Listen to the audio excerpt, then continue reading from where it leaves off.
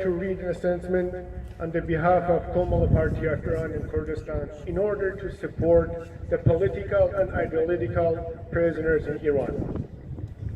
It's not our duty here to expose the criminal of the Iranian government, because Iranian government has been exposed for years.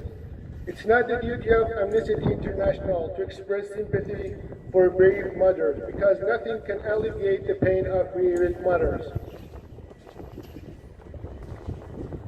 Today we have come together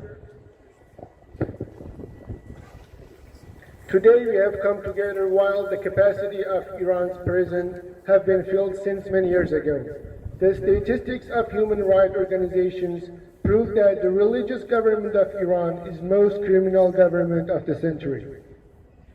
Public protests have been organized many times in the last half century in order to change the nature of this regime. But the repressive regime of Iran has always suppressed popular movement by intimidating, imprisoning, torturing, and executing the protesters. Mass executions such as the Khawaran and use of the Mahabad are a very small drop in the ocean of oppression of Iranian regime. Iran's dreadful prisons are full of thousands like Nasr Sotoudeh and thousands like Zainab Jalalian and Zahra Mohammadi. Fortunately, most independent governmental and non-governmental organizations and most political decision-making centers around the world are aware of deteriorating human rights situation in Iran. It's also reported that most of the executions are from Kurdistan and most of the political and ideological prisoners are from Kurdistan as well. The question is, despite the fact that dictatorial government of Iran supports crime and terrorism, on what basis do democratic and pro-human rights government in the West and United States try to increase the survival of this criminal regime by establishing the Baijam Agreement?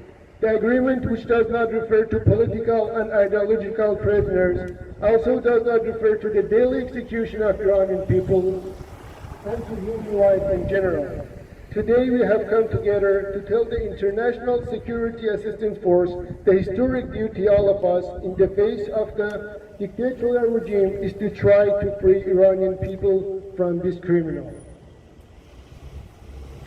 In light of International Security Assistance Force news of the deteriorating human rights situation in Iran, we urge the representatives of European governments not to reach an agreement without resolving human rights abuses in Iran.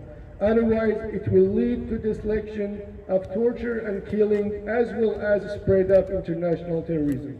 کومه Party of Iran in Kurdistan. با سپاس از جناب